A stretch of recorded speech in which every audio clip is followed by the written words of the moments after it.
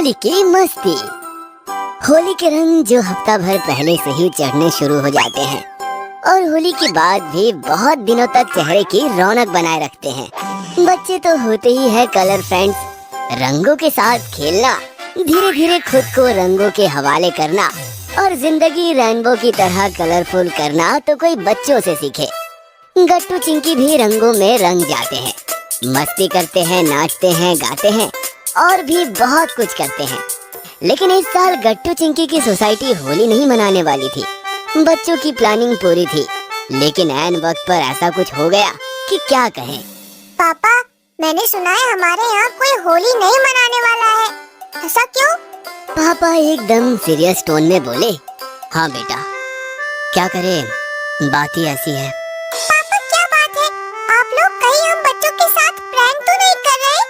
मेरी friend lily की society वाले पिछली होली पर उनके साथ एक प्रैंक किया था।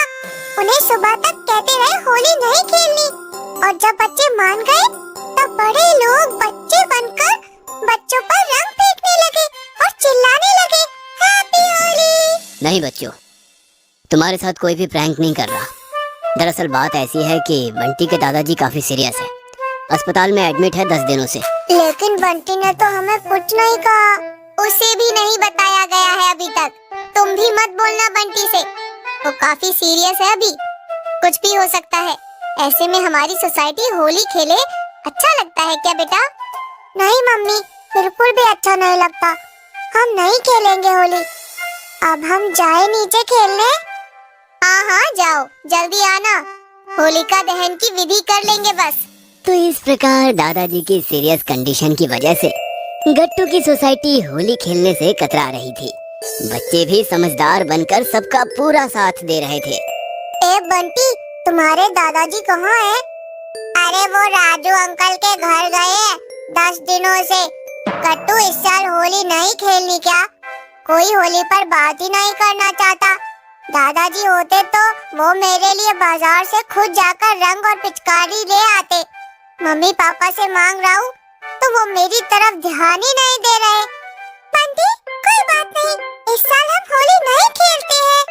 लेकिन क्यों? बंटी के इस सवाल का किसी के पास कोई जवाब नहीं था।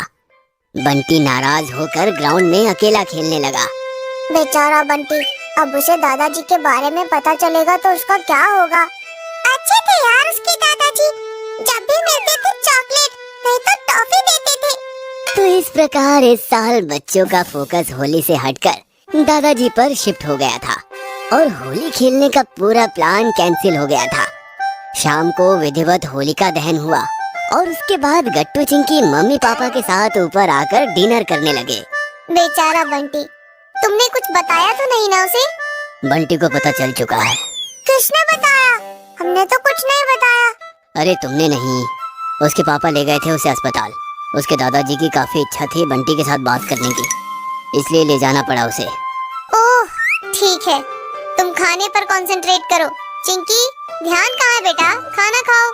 फिर खाना खाकर थोड़ी देर मम्मी पापा के साथ बिताकर गट्टू चिंकी सो गए। Good night. आज इतनी जल्दी गुड नाइट करने का बिल्कुल भी अच्छा नहीं थी। हर साल होलिका दहन की मस्ती करके फिर पूरन पोली खा के नीचे कैसे हम सब इकट्ठा होते थे, पूरी प्लानिंग करते थे। पानी कहाँ होगा, मिठाई कहाँ होगी, कोल्ड ड्रिंक्स का क्या करना है, चाचा लोगों का क्या करना है, कैसे बलून मारना है।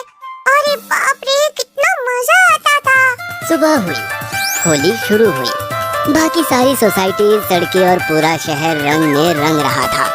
जहाँ देखो वहाँ बस रंग ही रंग फूट रहे थे और गट्टू चिंकी की सोसाइटी बेचारी सफेद चादर ओढ़कर सो रही थी। तभी अचानक गट्टू पर किसी ने रंग का एक बलून फेंककर मारा और गट्टू का पूरा बिस्तर रंग में रंग गया। गट्टू झट से जाग गया और उसने सामने देखा तो सामने मम्मी पापा और खुद बंटी हाथ में कलर्स के बलून्स लेकर खड़े थे। अरे मैं कोई सपना तो नहीं देख रहा? चिंकी उठो उठो, देखो मैं जगाता हूँ उसे। और बंटी ने एक बलून चिंकी पर मारा।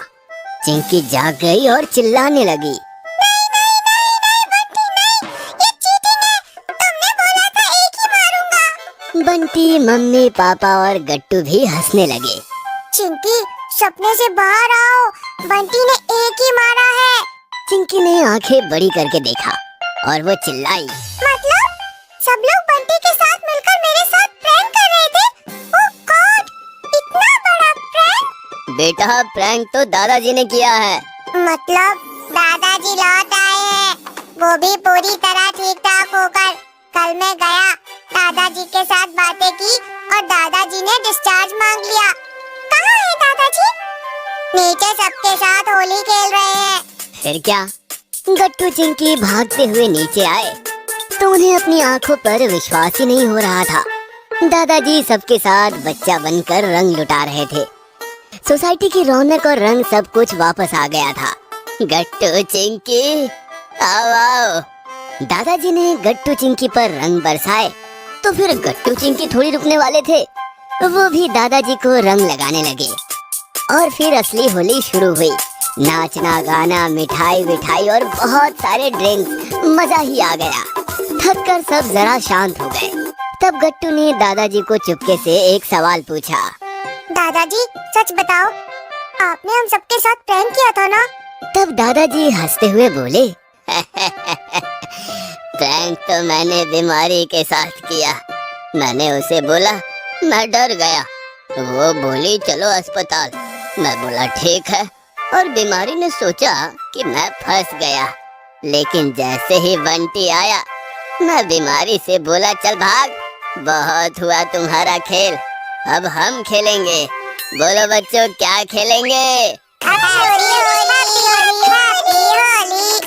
अरे जोर से बोलो, हैप्पी होली, हैप्पी होली। इस प्रकार इस साल की होली तो दादाजी के साथ और ज्यादा रंगती ही चली गई।